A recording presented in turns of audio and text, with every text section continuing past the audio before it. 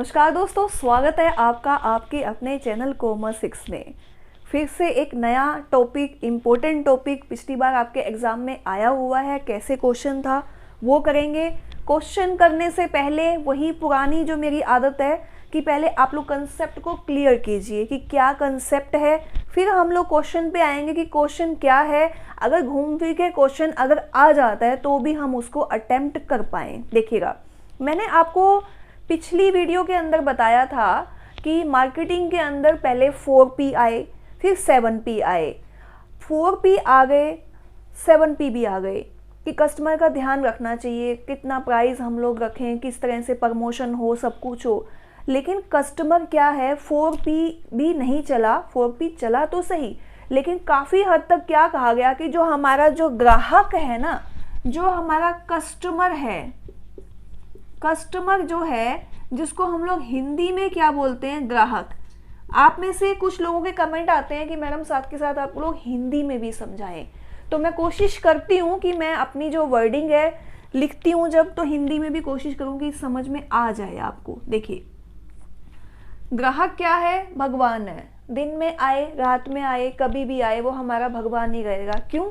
क्योंकि वो प्रोडक्ट खरीदता है, मार्केट को बनाता है। अगर हमारे पास खाली प्रोड्यूसर है जो बना रहा है माल, सेलर है, लेकिन अगर परचेजर नहीं है ना, तो उस मार्केट की कोई वैल्यू नहीं है। तो हमने पिछली बार जो 4P या 7P किए थे वो हमने किसके हिसाब से किए थे, सेलर के हिसाब से। यानी कि जो प्रोड्यूसर है, प्रोड्यूसर ऐसा क्या करे, प्रोड्यूसर ऐसा क्या करे कि जो कस्टमर है ना उसकी तरफ आए, उसका माल खरीदे। लेकिन अब हम क्या करेंगे, किस हिसाब से सोचेंगे, हम एक बार अपना पक्ष बदल देंगे। हम कस्टमर के हिसाब से सोचेंगे कि कस्टमर क्या चाहता है।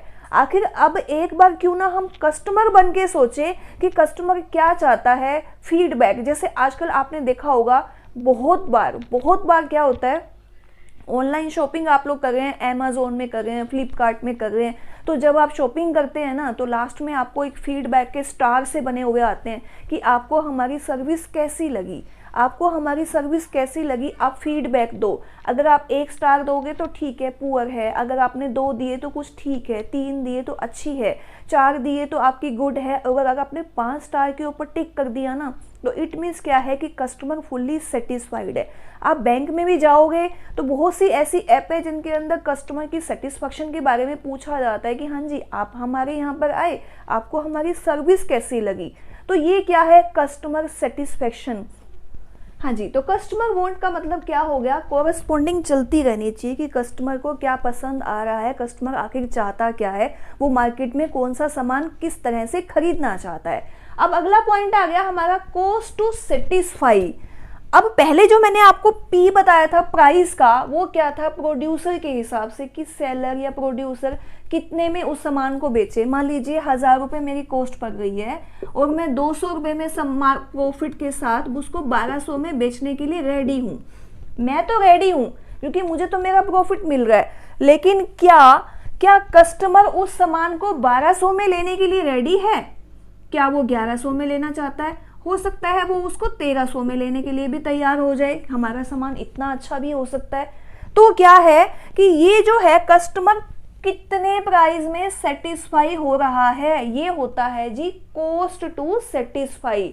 मतलब कि आपने देखा होगा बहुत बार क्या होता है, हम अगर कोई सामान खरीदने के लिए जाते हैं ना, तो अगर सेम का सामान हमें पसंद आ रहा है, लेकिन फिर भी हम 4 दुकानों पे उसको ट्राई करते हैं। क्यों ट्राई करते हैं कि सामान तो यही चाहिए।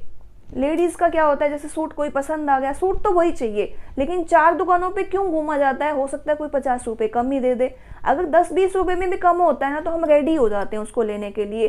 तो ये क्या है, कस्टमर कौन से प्राइस के ऊपर सेटिस्फाई हो रहा है, तो वो है जी हमारा कस्टमर सेटिस्फाई प्राइस। अब मुझे पता लग गया कि 1200 में मेरा जो सामान है वो आराम से बिक सकता है। तो 1200 में अगर सामान बिक सकता है, अगर मैंने थोड़ा सा अपना प्रॉफिट कम करके 1195 रुपये में दे दिया ना, तो कस्टमर खुश होके लेगा। इसका मतलब क्या हो गया कि कस्टमर भी सेटिस्फाइड है, और अगर मेरे तो 5 रुपए कम हुए, 200 रुपए तो मैं प्रॉफिट की सोच ही रही थी ना। तो ये क्या है जी, हमारा कस्टमर प्राइस सेटिस्फेक्शन। इससे क्या होगा, ग्राहक हमारा बना रहेगा, अगली बार के लिए भी हमारा बना रहेगा। ये पॉइंट है। अगला पॉइंट है कम्युनिकेशन। कम्युनिकेशन का मतलब क्या है कि कम्युनिकेशन चलता रहना चाहिए। आपने देखा होगा आजकल जो ऑनलाइन कंपनीज हैं, अमेजोन है, फ्लिपकार्ट है, अलीबाबा है, वो क्या करते हैं, 7 डे रिटर्न की पॉलिसी। अगर आपने कोई भी सामान खरीदा तो वो बदले में फीडबैक मांगती हैं, साथ ही साथ क्या कहती हैं कि आप अपना रिस्पॉन्स बताओ कि क्या आप हमारे सामान से खुश हैं। अब बहुत सी ऐसी जो कंपनीज हैं, जो अभी जो ऐप आई हुई है, जैसे मीशो है, अमेजोन है, उन्होंने क्या किया हुआ है, अगर आपको कोई प्रोडक्ट मिलता है ना तो आप उसकी रियल पिक खींच के भेजो कि हाँ जी ये सामान आपकी पिक में ये था, मुझे ऐसा मिला और मैं उसे सेटिस्फाई हूँ या नहीं हूँ, अकॉर्डिंग टू पिक वो सामान है या नहीं है। तो ये क्या होता है जी, कम्युनिकेशन। यानी कि कस्टमर सामान खरीद के ले गया, आराम से खरीद रहा है, खुश है, लेकिन उसके बाद वो क्या सोच रहा है उस सामान से, क्या वो अगली बार भी हमसे ही खरीदेगा, क्या वो हमारा बनेगा, क्या वो कस्टमर घूम फिर के हमारे पास ही आएगा। ये क्या है जी, कम्युनिकेशन। कम्युनिकेशन करते रहेंगे तो क्या होगा, कस्टमर आपका बना रहेगा। ये क्या होती है, मार्केटिंग की टेक्निक्स होती हैं, जिसके अकॉर्डिंग क्या है, मार्केट हमारी चलती है, क्योंकि हम तो मार्केटिंग को ही तो पढ़ रहे हैं ना। फिर आ गया जी convenience to buy. Convenience to buy का मतलब क्या हो गया, ऐसा सामान लेना तो हम चाहते हैं लेकिन हमें जाना ना पड़े खरीदने के लिए, हम मार्केट में टाइम वेस्ट ना करें, भीड़ भड़के में फंसे ना। कोरोना काल में तो ये चीज़ और भी ज़्यादा हो गई है कि हम लोग भीड़ में जाना नहीं चाहते लेकिन सामान हर कोई खरीदना चाहता है। तो कन्वीनियंट कैसा हो, ऑनलाइन शॉपिंग का जो सर्वे हुआ, ऑनलाइन शॉपिंग के अंदर सबसे ज़्यादा यही जो सर्वे के अंदर पकड़ा गया कि कस्टमर क्या चाहता है, कस्टमर सामान भी चाहता है, वैरायटी भी चाहता है, डिस्काउंट भी चाहता है, और साथ ही साथ क्या चाहता है कि मुझे सामान घर बैठे मिल जाए। तभी तो बहुत सारी ऐड में आप लोग देखते होंगे ना, ऐड आती है, क्या आती है, हाँ जी आपको ये सामान अरे घर बैठे मिल गया, आज ही मैंने ऑर्डर किया, कल ही मेरे पास मिल गया।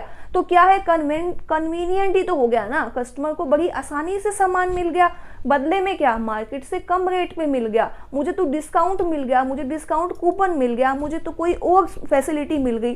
तो वो क्या है, कन्वीनियंट ही। अच्छा, दूसरा, कस्टमर को आजकल क्रेडिट कार्ड के ऊपर फैसिलिटी है, EMI की फैसिलिटी है, तो वो क्या है, कन्वीनियंट है। कस्टमर क्या है, उसको लेने में सामान को ईजी महसूस करता है, जब वो ये चाहता है कि सामान मुझे मिल गया और मुझे कोई झंझट भी नहीं करना पड़ा।